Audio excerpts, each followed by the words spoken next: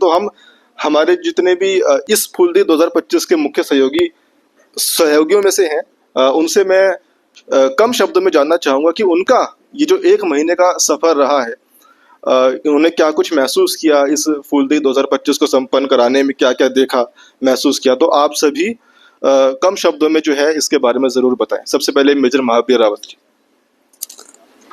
धन्यवाद शुभम। जो फूलदेई कार्यक्रम था ये 1 महीने का कार्यक्रम था, जिसमें दून स्कूल में शुरू हुआ था 13 मार्च को और उसके 15 मार्च को। उसके बाद ये समापन हुआ इसका 16 अप्रैल को बनियावाला हाई स्कूल के अंदर। तो वहाँ पे एक बाल वन है जिसको कि देखभाल हम लोग करते हैं, वहाँ पे पौधों को लगाते हैं और उनको पानी वगैरह सिंचाई वगैरह करते हैं। 200 पौधे वहाँ पे हमने लगाए हैं और 200 के 200 पौधे वहाँ पे जीवित हैं। ये इसमें देखने वाली बात है कि जितने पौधे हमने लगाए थे सबके सब जीवित हैं। तो ये सारे पौधे जो हमने समाज की योगदान से लगाए हैं और समाज के लिए लगाए हैं। तो जो फूलदेई का आपने बताया कि फूलदेई का समापन जो वहाँ पे जो हमारा स्टाफ है, जो हमारे प्रिंसिपल साहब हैं हाई स्कूल के श्री अनूप कुमार सक्सेना जी, उनका बहुत बड़ा योगदान है उसमें। वो जब भी इस प्रकार के कार्यक्रम होते हैं तो उसमें अपने पूरा सहयोग देते हैं। और उसके साथ साथ हमारा जो जूनियर स्कूल है उसमें हमारी चमोली मैम वहाँ के प्रिंसिपल, उनका बहुत बड़ा योगदान रहता है। जब भी कोई कार्यक्रम होता है तो मैम जो है बच्चों को वहाँ पे उनको बोलती हैं कि ये कार्यक्रम को, जैसे अभी फूलदेई में उन्होंने बच्चों को आर्ट बनवाई, उनसे निबंध लिखवाया।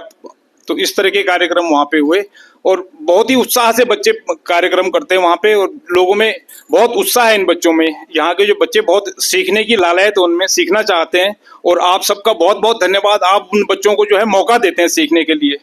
तो इसके लिए पूरे स्टाफ का, जो बनियावाला हाई स्कूल और जूनियर हाई स्कूल का स्टाफ का बहुत बहुत धन्यवाद। आप समाज को आगे बढ़ाने में बहुत बड़ा योगदान दे रहे हैं और बच्चों को मौका देते हैं कि आप पर्यावरण के प्रति उनको जो जागरूक करते हैं। इसके लिए आपका बहुत बहुत धन्यवाद जी। बहुत धन्यवाद मेजर महावीर सर। और थोड़ा सा आई थिंक हमने थोड़ा सा उल्टा कर दिया है। जो समापन रचनात्मक कार्यक्रम था वो सर के बालवन वाले स्कूल में हुआ था, लेकिन हमें आई थिंक शुरुआत करनी चाहिए जहाँ से शुभारंभ कार्यक्रम हुआ था। तो कल्पना जी, आप थोड़ा सा इसके बारे में बताएं कि आपका अनुभव कैसा रहा।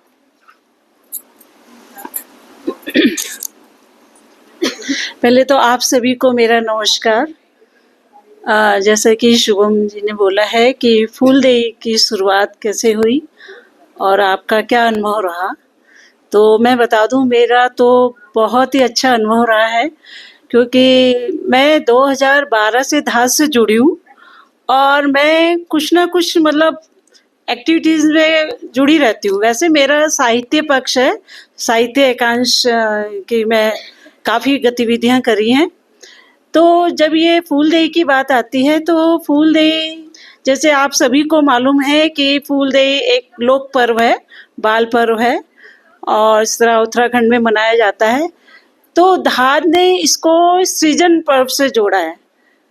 तो इसमें जब सृजन की बात आती है, क्योंकि धार साहित्य एकांश में भी हम सृजन संवाद, सृजन पथ, इस तरह के हम कार्यक्रम करते रहते थे।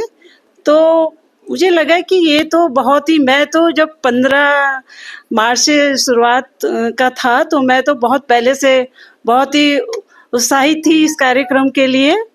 और जिस आपको मालूम है, जिस कार्य जो आपके बिल्कुल मन के अनुरूप होता है या आपके जो आपको बहुत अच्छा जो टच करता है एक तरह से, तो उसके लिए आप बहुत मेहनत कर लेती हैं, उसमें कोई थकान का भी अनुभव नहीं होता है।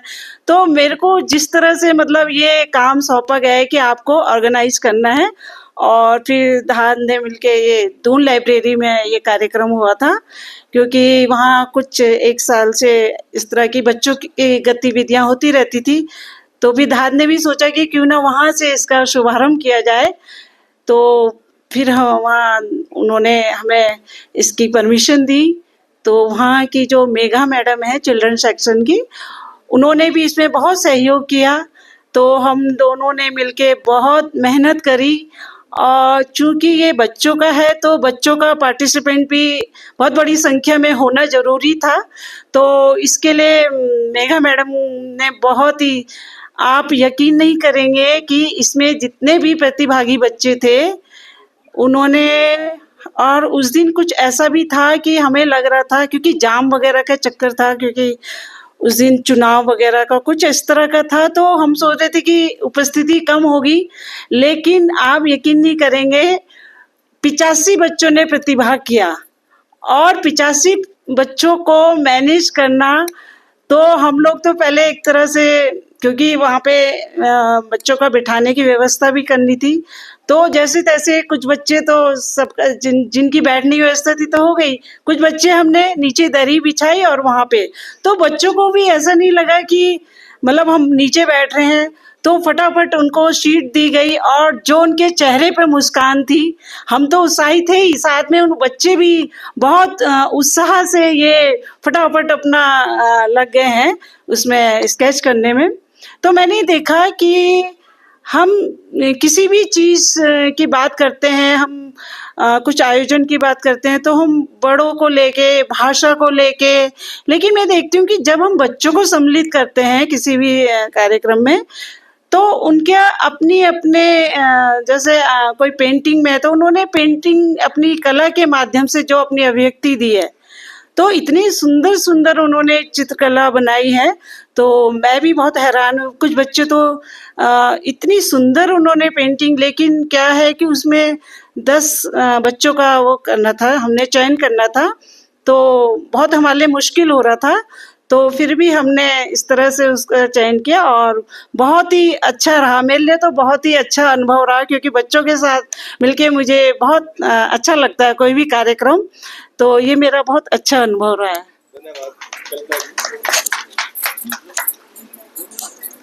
और उसके बाद 28 तारीख को मानस इंटरनेशनल स्कूल में भी हमारा एक कार्यक्रम हुआ था, जिसमें कि एक बड़ा सहयोग रहा था शांति बिंजोला जी का। तो शांति जी, आप भी कम शब्दों में थोड़ा अपना अनुभव शेयर करें। 28 तारीख का जो हमारा कार्यक्रम था, उसमें सबसे बड़ी बात तो ये रही कि हमारे सारे सहयोगियों ने हमें सही समय पे वहाँ पे पहुँच के सहयोग दिया, और सामने बैठे मानस इंटरनेशनल के संस्थापक और प्रिंसिपल मैडम श्रीमती मीनाक्षी जी और एनपी अमोली जी, उन्होंने मुझसे बात की कि हमें जो है 1.5 घंटे में सारा कार्यक्रम करना है, और किस तरीके से हम इसको करेंगे। मेरी उनसे बात हुई, और उसके बाद हम लोगों ने फोन पे कार्यक्रम की रूपरेखा तय की। फिर हम तय समय के अनुसार वहां पर गए, ढोल दमाओं के साथ बहुत अच्छा हमने कार्यक्रम, और वहाँ सबसे अच्छी बात ये थी कि सभ्य कार्यक्रम वो गढ़ छाए, एक भी कार्यक्रम वो हिंदी में नहीं छाए। ये एक खासियत चाहिए कि अपनी लोक भाषा के प्रति वह जागरूकता हम दे कि बच्चों में, और जो को मैनेजमेंट है वो भी मतलब अनुकरणीय है। वो ना ठीक हुए 1.5 घंटा में पूरा कार्यक्रम हम समेट में सभी गतिविधि हम रह गए छे, और बहुत रुचिले हो न, तो वो हम तो बहुत अच्छो लगा। और जो प्रतियोगिता है बच्चों की जो पेंटिंग बनाई है वो भी बहुत शानदार है, बढ़ चढ़ी को हिस्सा लिया, और हम तो सहयोगकार। और अभी हमारा 31 मार्च को एक बाल साहित्य के निमित्त विमर्श का एक कार्यक्रम रहा था, तो उसका एक बड़ा दारोमदार था विद्या सिंह जी के कंधे पे। तो विद्या सिंह जी से भी जानना चाहेंगे कि उनका ये 1 महीने का जो सफर रहा है, उन्होंने किस तरह से देखा है, क्या महसूस किया है, जरूर आप बताएं। मैं